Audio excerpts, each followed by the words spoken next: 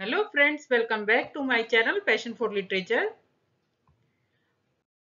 और आज इस वीडियो में हम बात करेंगे एक मोस्ट इम्पोर्टेंट नॉवल की समरी जो है, आज उसकी डिटेल समरी आज इस वीडियो में करेंगे। और उस नॉवल का नाम है द जॉयज ऑफ मदरहुड। इसकी समरी आज इस वीडियो में करेंगे। ये वर्क जो है मोस्ट इम्पोर्टेंट है यूजीसी नेट के पॉइंट ऑफ व्यू से। और यूजीसी नेट में इस वर्क से रिलेटेड और इस राइटर से रिलेटेड क्वेश्चन बहुत बार पूछा गया है। कई बार सिंगल वर्क का राइटर के बारे में पूछा गया है, कई बार मैचिंग में पूछा गया है, कई बार इसका जो मेन इसके जो मेन प्रोटैगोनिस्ट है, जो मेन हीरोइन है, उससे रिलेटेड क्वेश्चन पूछा गया है, मेन कैरेक्टर जो है उससे रिलेटेड क्वेश्चन पूछा गया है। तो उसकी समरी आज इस वर्क में करेंगे। और जो इसकी राइटर है वो है बुची अमिचेता। और बुची अमिचेता जो है, इनसे रिलेटेड एक डिटेल वीडियो मैंने अपने चैनल पे डाला हुआ है। और इनका जो एक और मोस्ट इम्पोर्टेंट वर्क है द ब्राइड प्राइज, उसकी भी डिटेल समरी मैंने अपने चैनल पे डाल रखी है। बहुत ही इम्पोर्टेंट वर्क है ये भी। उसकी भी समरी जाके आप मेरे चैनल पे देख सकते हैं। बुची अमिचेता बेसिकली बोर्न हुई थी 21 जुलाई 1944 में, और इनकी डेथ हुई थी 25 जनवरी 2017 में। बेसिकली एक नाइजीरियन राइटर है। उन्होंने नॉवेल्स, प्लेज, ऑटोबायोग्राफीज और चिल्ड्रन बुक्स राइट की है।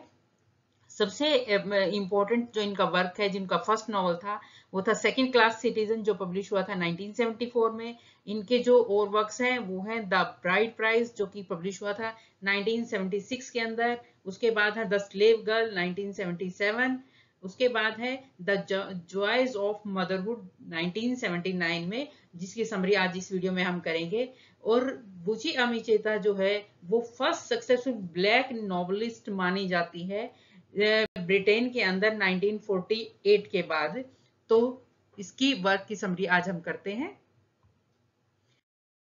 और वर्क की समरी स्टार्ट करने से पहले स्टूडेंट्स, मैं आपको बता देती हूँ कि यूजीसी नेट से रिलेटेड या किसी भी पीएचडी या पीजीटी एग्जाम से रिलेटेड, किसी भी एग्जाम के प्रिपरेशन से रिलेटेड, मेरे चैनल पे जो यूजीसी नेट से रिलेटेड जो क्वेश्चंस की जो सीरीज है वो चल रही है एमसीक्यू फोन में। आप जाके उसको सोल्व कर सकते हो। और वो उसके अंदर मोस्ट इंपोर्टेंट क्वेश्चंस जो है वो मैं डाल रही हूँ, और प्लस उनका एक्सप्लेनेशन भी डाल रही हूँ, ताकि आपको अच्छे से याद रहे। तो वो आप जाके कर सकते हो। यूजीसी नेट से रिलेटेड जो प्रीवियस ईयर्स के जो क्वेश्चन आंसर हैं वो भी मैंने डाल रखे हैं, तो वो भी देख सकते हो। तो शुरू करते हैं। सबसे पहले इस वर्क के जो मेन कैरेक्टर्स है उसके बारे में बात कर लेते हैं। जो मेन प्रोटैगनिस्ट है नॉवल की, वो है नूनू इको, जो कि मेन प्रोटैगनिस्ट है नॉवल की। और इसी से रिलेटेड यूजीसी नेट ने क्वेश्चन पूछा था कि इस वर्क की जो प्रोटैगनिस्ट है, बेसिकली मैच करना था आपको। और कई सारे वर्क्स दिए गए थे और उनके अंदर से जो मेन कैरेक्टर था वो बताना था आपको। तो इस मेन वर्क की मेन इंपॉर्टेंट जो प्रोटैगनिस्ट है, कैरेक्टर है, वो है नोनो इको।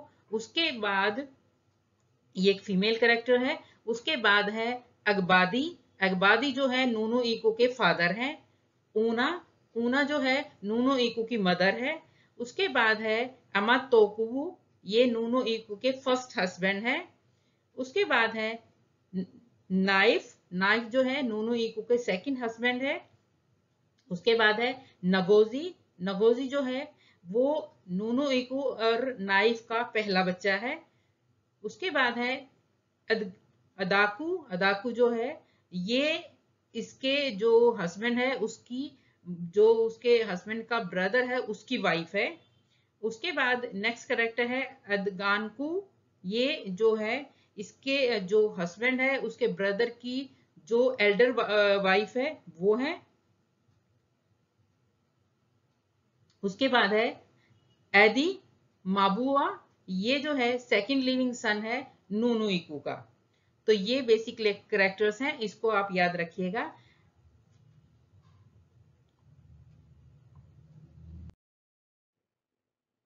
जो स्टोरी है वो, जो इसकी सेटिंग है वो कॉलोनियल नाइजीरिया की सेटिंग है इसके अंदर।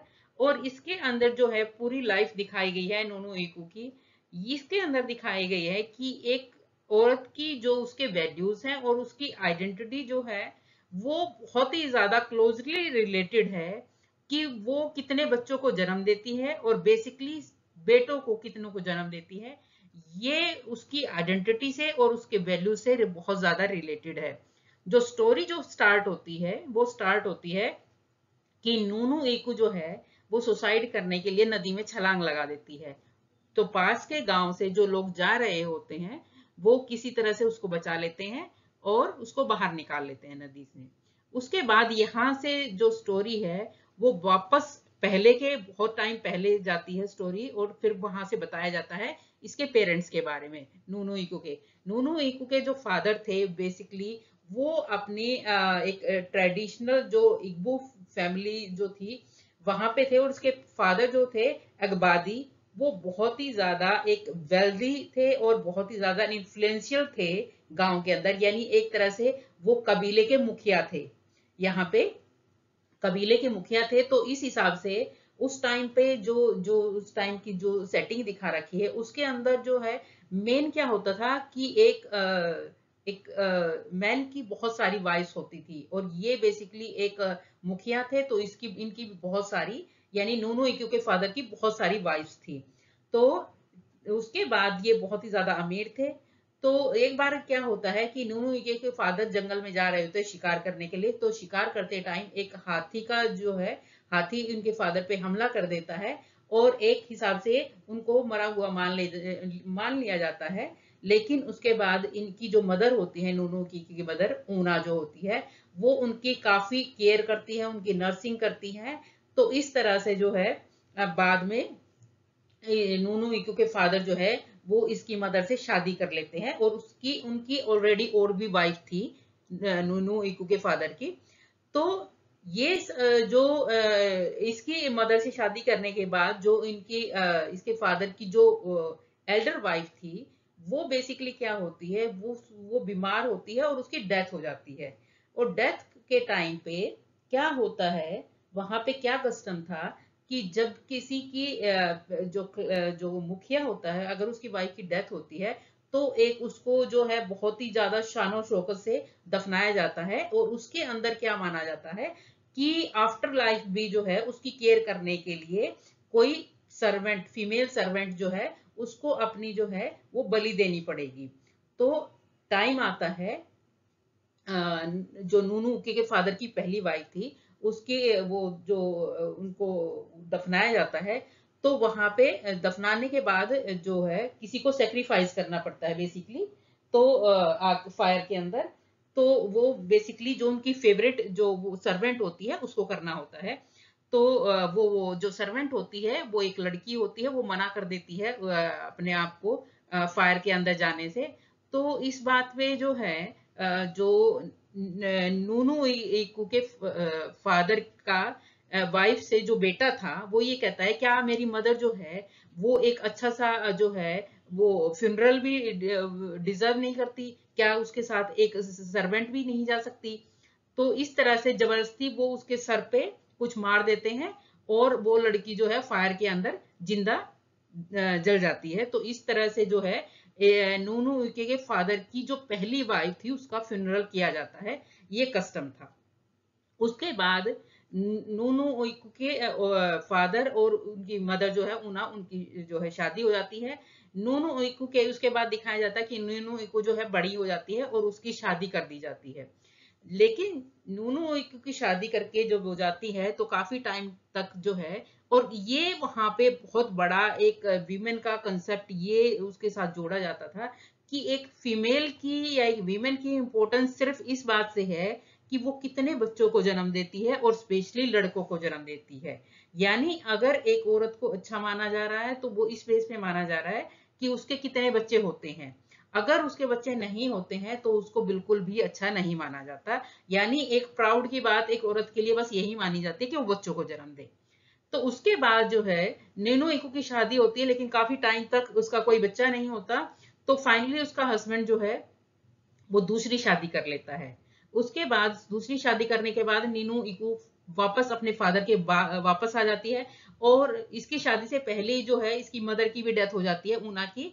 जब नूनू इकू हुई थी उसके बाद सेकंड चाइल्ड जब होना था, यानी नीनू के ब्रदर के टाइम पे इसकी मदर की डेथ हो जाती है। तो नीनू इकू के सिर्फ फादर होते हैं, तो ये अपने फादर के पास वापस आ जाती है।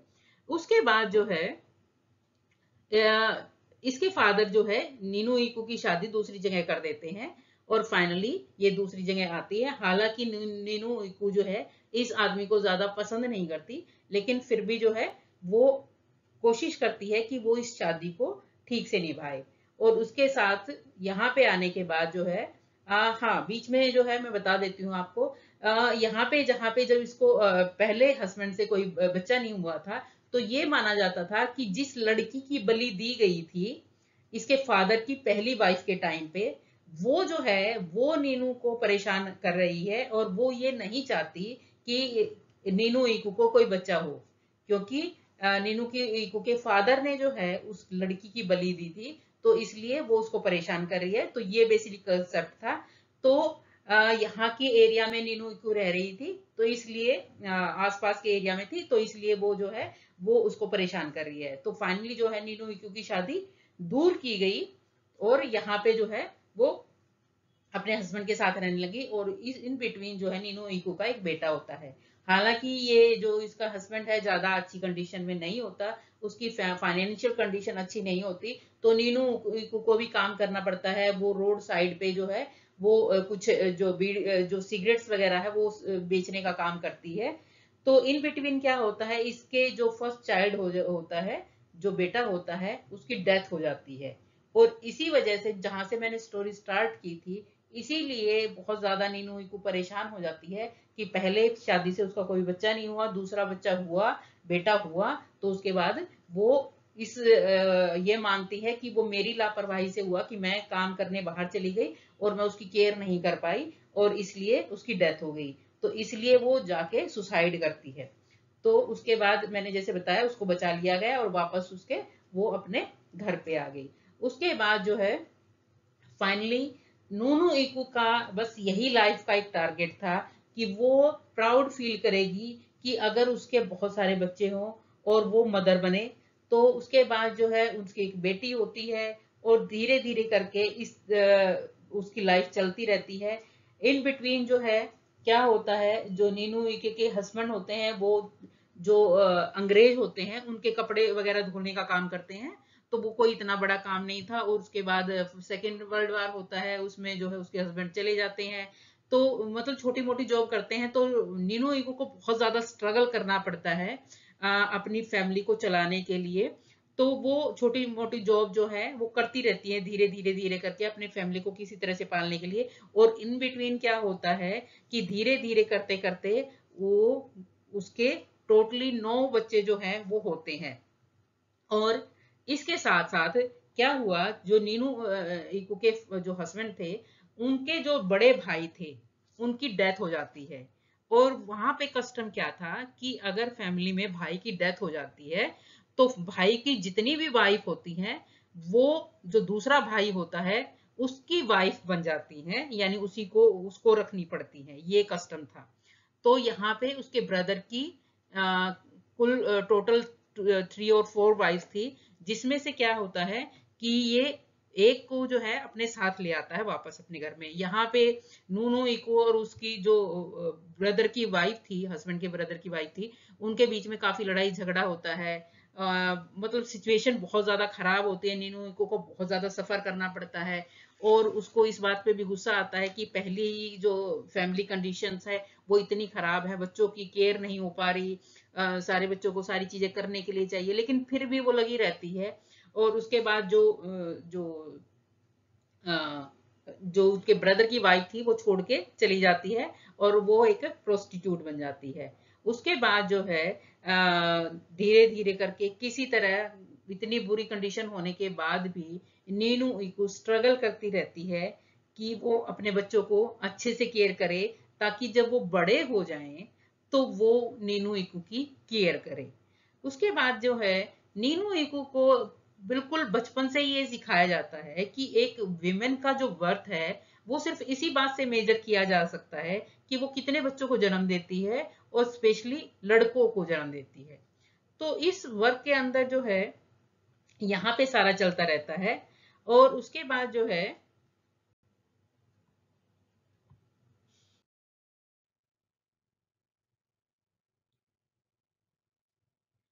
नीनू के बहुत सारे छोटे छोटे काम करती है अपनी फैमिली को चलाने के लिए, और बहुत ही मुश्किलों का सामना करना पड़ता है। वो अपने हस्बैंड के साथ जो है, जो नाइफ है उसके हस्बैंड, उसके साथ जो है वो रहती है लगोज में। और ये इसका मेन जो काम रहता है कि वो लगातार अपने बच्चों के लिए डेडिकेट रहती है और कॉन्स्टेंटली एफर्ट करती रहती है कि उनकी जो भी नीड्स है उनको पूरा करे। हम्म, उसके बाद क्या होता है, बच्चे धीरे धीरे बड़े होते हैं। नीनोई को उनको जो है एजुकेशन दिलाती है, और वो धीरे धीरे ग्रेजुएट तक पहुंच जाते हैं। बच्चे बड़े होते हैं और ग्रेजुएट तक पहुंच जाते हैं। उसके बाद जो है वे इंडिपेंडेंट होते हैं बच्चे। और वो जो है जितने भी सेक्रीफाइसेस नीनू इको करती है, लेकिन बच्चे जो है उसके ऊपर कोई भी ध्यान नहीं देते। किसी भी कोई भी रिस्पेक्ट जो है वो जो डिजर्व करती थी, जो सपोर्ट जो वो डिजर्व करती थी, वैसा उसको कुछ भी नहीं मिलता। वो अपनी लाइफ में करियर में आगे बढ़ जाते हैं, और जो उनकी मदर की नीड्स थी, उनकी डिजायर्स थी, उनको टोटली निग्लेक्ट कर देते हैं।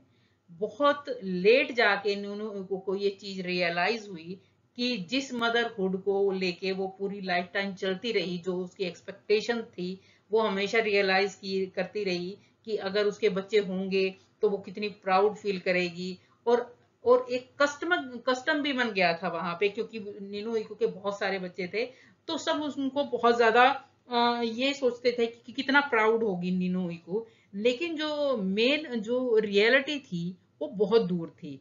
नीनू इकू के बच्चे बड़े होते हैं, ग्रेजुएट होते हैं, कुछ बाहर की कंट्रीज में चले जाते हैं पढ़ने के लिए। उनकी एक बेटी जो है इन बिटवीन क्या होती है, वो किसी लड़के के साथ चली जाती है। तो उनके फादर जो ये जो नीनू के हस्बैंड है उनको मारने भागते हैं, और मारने के चक्कर में जो है पुलिस उनको पकड़ के ले जाती है, और जो हस्बैंड जो है वो जेल चले जाते हैं। और उसके साथ साथ क्या होता है, नीनू इको इतनी गरीबी में रहती है कि बच्चों ने कभी नहीं सोचा कि वो अपनी मदर की थोड़ी हेल्प कर दे, क्योंकि वो अच्छी कंडीशन में हो गए थे, बाहर की कंट्रीज में चले गए थे पढ़ लिख के, कुछ की वहीं पे शादियां कर ली थी। तो क्या होता है, एंड ऑफ द डे क्या होता है कि नीनू इको जो है फाइनली अकेली रह जाती है, उसके पास कोई नहीं होता। और यहाँ पे जो है गरीबी की हालत में बहुत ही ज्यादा नीनू इकू की रोड के साइड जो है डेथ हो जाती है। और उसके बाद डेथ के बाद जो है सब उसके बच्चे जो हैं वो आते हैं उसकी डेथ के बाद यहाँ पे, और एक बहुत ही ग्रैंड फ्यूनरल जो है वो अपनी मदर को देते हैं, ये दिखाने के लिए कि हाँ हम कितनी केयर करते हैं। लेकिन रियलिटी जो थी, वो नोल जो एंड होता है वो नीनू की डेथ पे होता है। वो बिल्कुल अकेली जो है पावर्टी की हालत में जो है वो इस दुनिया को छोड़ के चली जाती है। तो ये बेसिकली था। और बाद में बच्चों की हिपोक्रेसी इस नॉवल में दिखाई गई है कि वो आते हैं और एक जो ग्रैंड जो फ्यूनरल होता है वो करते हैं अपनी मदर के लिए। तो ये बेसिकली इस नॉवल की स्टोरी थी। इसकी थीम जो है, थीम रही है मदरहुड रहा है, और जेंडर रोल्स इस वर्क के रहे हैं। इस नॉवल के अंदर ये दिखाया गया है कि जो ट्रेडिशनल एक्सपेक्टेशन होते हैं एक विमेन के, वो क्या है, क्या एक्सपेक्ट करती है, जो ट्रेडिशंस है वो क्या एक्सपेक्ट करते हैं एक विमेन से, कि उसका काम होता है कि वो बच्चों को जन्म दे, और एज ए मदर जो रोल है उसका बस वो फुलफिल करे। नीनू इकू की आइडेंटिटी और सेल्फ वर्थ जो है बस इसी बात से था कि जो उनके कितने बच्चे हैं और वो कैसे उन एक एज ए मदर जो है अपना रोल निभाती हैं। उसके बाद सेक्रीफाइसेस दिखाए गए हैं इस वर्क के अंदर। ये भी मेन थीम है, बिट्रेयल की थीम है कि नीनू इको सेक्रीफाइस करती है अपनी पूरी लाइफ अपने बच्चों के लिए। ये सेंट्रल थीम है कि वो लाइफ में हर एक दिन जो है वो परिश्रम करती है कि बच्चों को कभी कोई कमी ना हो, लेकिन फाइनली जो है उनके बच्चे ही जो है उनके साथ धोखा करते हैं और उनको अकेला छोड़ देते हैं। उसके साथ साथ एक और थीम है कॉलोनियलिज्म और मॉडर्नाइजेशन की भी थीम है, कि जो मेन जो स्टोरी है वो शुरू होती है कॉलोनियल नाइजीरिया से, और इसका इम्पैक्ट क्या होता है, जो एक बू सोसाइटी है उसके ऊपर इसका क्या रोल है कॉलोनियलिज्म का, ये इस वर्क के अंदर दिखाया गया है। और फाइनली जो main Joy of the joys of motherhood है, वो बहुत ही इम्पोर्टेंट नॉवल है। ये मदरहुड के पॉइंट ऑफ व्यू से सेक्रीफाइसेस जो उसने किया उसके, और ये दिखाता है कि कॉलोनियल नाइजीरिया के अंदर जो फैमिली की जो कॉम्प्लेक्सिटीज है वो सारा का सारा इस वर्क के अंदर दिखाया गया है। थ्रू नीनो इको बुची अमिचेता जो है वो सोसाइटी के जो एक्सपेक्टेशंस हैं और एक वीमेन की जो स्ट्रगल है उसको ये दिखाया गया है कि कैसे सोसाइटी जो है उसको एक्नॉलेज ही नहीं करता, मतलब उसकी तरफ ध्यान ही नहीं देता कि एक वीमेन की स्ट्रगल क्या है और उसकी अपनी खुद की आइडेंटिटी क्या है, उनको टोटली इग्नोर कर देती है सोसाइटी। बस उसको दो ही काम देती है कि या तो उसको बच्चे पैदा करना है या फिर जो है उनकी देखभाल करना है, मतलब इससे ज्यादा कोई एक्सपेक्ट नहीं करता। तो बेसिकली बूची अमीचेता की लाइफ जो है वो भी बहुत ही स्ट्रगल से भरी हुई है। और अगर आप उनकी लाइफ को, अगर उनके बायोग्राफी जो है वो पढ़ोगे तो आपको पता चलेगा कि जो है उन्होंने भी बहुत ज्यादा स्ट्रगल किए। नीनू बुची अमीचेता जो है खुद में ही उनकी जो शादी है वो बहुत कम एज में हो गई थी, 21 ईयर्स में उनके 5 बच्चे थे, यानी उनकी 6 साल की मैरिज के अंदर उनके 5 चिल्ड्रन थे। और उसके बाद जो है वो अपने हस्बैंड से अलग हो गई थी। उनके फर्स्ट एक नॉवल को उसके उन्होंने पूरा राइट किया, लेकिन उनके हस्बैंड को उन पे शक था, बुची अमीचेता पे, इसलिए उन्होंने उस वर्क को जला दिया था, द ब्राइड प्राइज को।